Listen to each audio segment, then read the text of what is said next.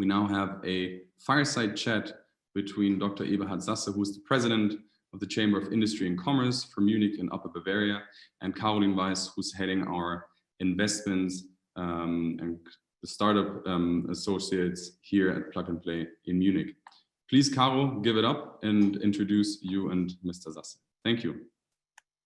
Thank you very much for the kind introduction, Johannes. Hi, everyone. Welcome to our fireside chat. I'm very excited that today together we will be talking about 2021 and how commerce will evolve in the pandemic. Please make sure to keep asking questions via Slido. We will have some dedicated time later on. And without further ado, to kick it off, I would like to hand over to Mr. Sasse to introduce himself and also the Chamber of Industry and Commerce. Hello, have a good day. Okay, I introduce myself. My name is, I'm Eberhard Sasse. I have two hats today. I'm an entrepreneur. I'm the owner and the founder of the Sasse AG company. I started at the age of 25 as a young student, and now we have in Germany, in Austria, in UK, nearly 7,000 employees. On the other hand, I am the president of the Chamber of Commerce of Bavaria and Munich and Upper Bavaria since 2013. The president is an honorary job. Maybe to say it's not $1 job, it's a $0 job. So what is the Chamber of Commerce of Upper Bavaria? It's a corporation of all the companies in Upper Bavaria and in Bavaria. In Upper Bavaria, it means nearly 400,000 companies. They are member of the chamber compulsory by law. And we are the pressure group for the interest against the politician and all the other groups. Thank you very much for the introduction. I think it's super impressive how you have both roles, and especially that you founded your company back in 1976 and now it's a global enterprise. Maybe before we move into the topic, what's your best advice for founders out there that are listening today? How to scale a business like that? Okay.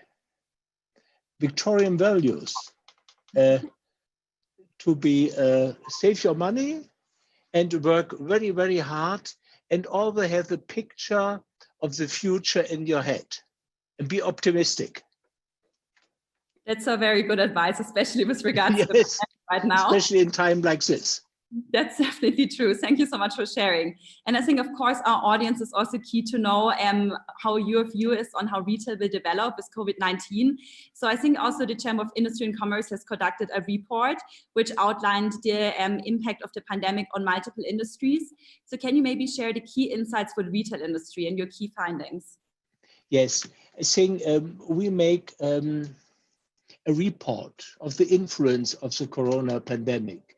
Especially, I think your topic now is the retail industry. Is right? Exactly. Okay. And there we have some figures. Nearly half of the retail companies, means 46%, evaluate the overall business situation as bad, as very dangerous for the future. That means business expectations are pessimistic despite of these lockdowns. 61% of all retailers estimate low demand for the rest of the year, some also for the beginning months of the next year. Nearly 1/3, that means 32% of all survey participants expect cancelled orders. And more than a quarter, 26% fear liquidity problems, serious liquidity problems. Thank you very much. These are the main topics, yes. Yeah, no, I mean, we definitely also see that in the retail environment and of course also our startups field. What would you say are some practical implications of these, like some practical examples where we can see these numbers? Many Bavarian shops were closed for almost 2 months, and this was really dramatically. Rents have to be paid, salaries have to be paid, but they could not pay. And sometimes the government backs it, supported these shops, these companies to loan, but it was only a loan with, I think, 2% interest, and with reimbursement of the working costs. And between the late April and June, the shutdown ended very slowly, step by step. Customer traffic was reduced, on the other hand, by 70% in the first week, and now by minus 20% currently. On the other side, strictly hygienic standards has to be implemented, affected by customers' behavior. Let's have a look on the results. We have lower demands for typical city center goods, clothes, 30% drop in sales volume, shoes, minus 20% revenue, and also furniture, minus 10% revenue. On the other hand, food retailers, health and beauty retailers or pharmacies were allowed to stay open. Revenues in these sectors increased. Construction and gardening products showed an increase in sales too, since people spruce their homes while spending more time there. On the other hand, restaurants had to close completely. And let's have a look of the perspective in the long term of change of consumption patterns. I think since people do not make high expense due to the employment concerns and of financial insecurity. The last figure of the employment, the unemployment rate is nearly 1 million people more in an unemployment situation. For Germany is an industrial country, and it is very important that the supply chain broke down. That means almost the small and medium-sized companies were dependent on goods from other countries or from customers in these countries, and borders have been closed dramatically. The production was shut down in many countries worldwide. This is the main results. Thank you very much for sharing those results. I mean, definitely there has been a huge impact on all kind of sectors also within retail. And as you said, some kind of profited from this lockdown and others didn't. But also when we look towards 2021, which is a bit also the topic that we want to kind of talk to the audience about today, what are some opportunities for retailers out there and how can you maybe accelerate their growth as well? How can you make use of it? Entrepreneurs are always optimistic. I think we try to see the light in the end of the tunnel, yes? And I think there's something that will be good. The pandemic has shown that ones who has already offered their goods on the internet, were better prepared for the shutdown. And we have learned other things. Data protection issues, very German problem or European problem, were eased. Since there has been a lot of pressure to find ways, for example, to work from home, or time can be used more efficiently because of less time spent of business travels. And on the local level, local commerce and people willing support local shops will revitalize both the urban areas and the city centers.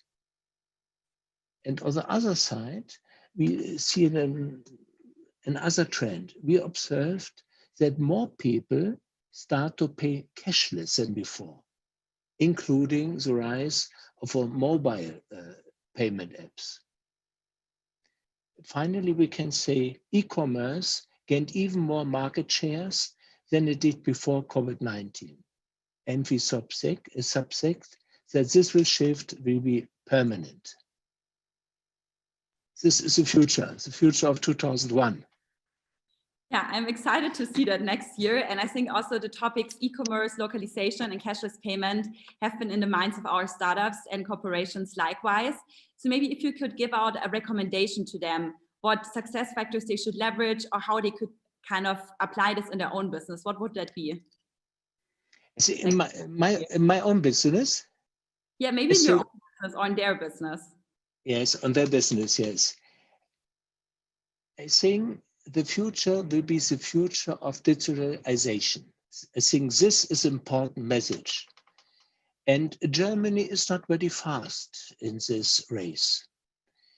But we can think it's not too late to invest in digitization. And my advice is, don't stay behind when it comes to innovate the ways consumers buy. And another advice, try to be a step ahead of your consumer.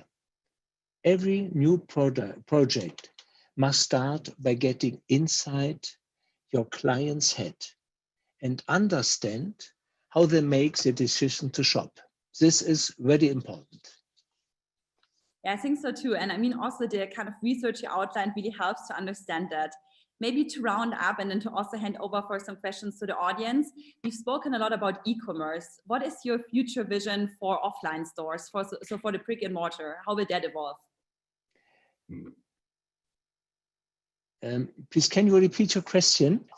Of course. So we've spoken a lot about e-commerce and how that will grow. But of course, our local stores, the brick and mortar, will not go away. So how Yes, you know, understand this. Yes. My connection is a little bad. No worries. I think what will be the future of the commerce and e-commerce? I think we need e-commerce, but on the other side, we need always events in the shopping. We need events, we need getting in touch with people. And we must have a good experience in the shop. Respecting hygienical standards, of course. I think we need mixed concepts with cafes or restaurants within the store will rise. And in the end, there will be a higher use of digital innovations, such as VR changing rooms, self-checkout, and self-scanning, or interactive tools to browse product catalogs in the shop or order online. And commerce will mean both shopping in the internet and in local shops. Both sides will be combined. This will be the future. I think that's a perfect kind of round-off of our small fireside chat. I see that the audience is very keen also to ask you some questions. We actually already have 4. So maybe let's kick it off with the first one. How did you personally cope with the current situation with regards to your own company?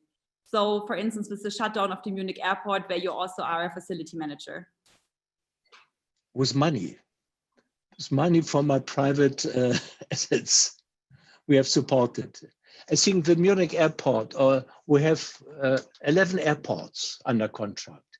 It's a very difficult situation. We need a long way to run. And we need a big amount of private money for the family, but we will survive. That's a good answer to that. And I think, yeah, yes. That's also fortunate. I think it's a very clear answer, yes. Yeah, definitely. I think cash is king in this situation. That's true. And that's also what you said in the beginning. Saving cash is very important. Yes. Another question, how do you think plug and play as an ecosystem can support startups best with real outcomes? I think you have very near connection to the audience. And this is very important. And in this way, you can support it on an excellent way. Startup people. True. And I think it's also great to have kind of expert opinions and support the ecosystem like that. Also, another question was about corporations. So most of them, as you also said, in Germany, lack the speed to really integrate new solutions. Why do you think is that? Especially for German corporations, why do they lag behind? I think we need, in the former times, if I start my business, I started alone. It was very difficult to find corporations, to find advice. With your model of business, it's very easy to find advice and the possibility of cooperation between startups. Definitely true. And I think also the next question kind of plays into that, and also in your role for the Chamber of Industry and Commerce. So what role will it play in the future for smaller companies so that they can rely on your support? Will you do some mentoring, digital consulting? Do you have any plans on that? I think the main thing will be they have a platform, for example, the Chamber of Commerce, to connect them and to find people who are in the same situation. Startup people or entrepreneurs is a very small group. Compare with the inhabitants of Germany, over 80 million. We have only 4 million entrepreneurs. And entrepreneurs maybe with 10 or 20 employees. It's maybe nearly 500,000, it's not more. It's a very small, exotic group. And they have special questions and special problems completely different to the normal employees who are working in a council or in a big office. No, that's definitely true. And does IHK already do anything, maybe also prior to COVID-19, to support this local Munich and Bavarian ecosystem of startups? Yes, and the Chamber of Commerce, we have had in the last 2 months hundreds of calls every day.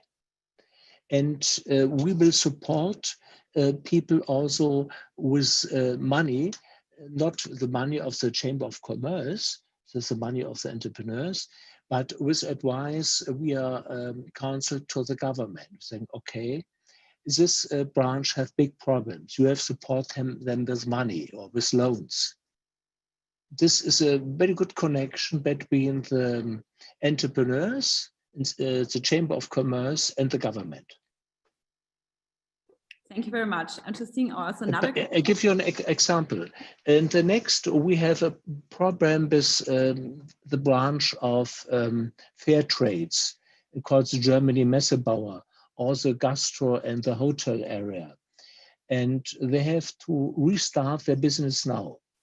And for this reason, the government will give money, called in Germany Überbrückungsgeld. And this Überbrückungsgeld needs an examination, and the examination of the companies will be made by the Chamber of Commerce. It's a very good example. I think very interesting for the audience. Another question that also came up is the Prime Minister of Letland has one advisor located in Silicon Valley. She gives daily updates to the Prime Minister in new technologies. Should Bavaria also do that and have something like that? What's your opinion?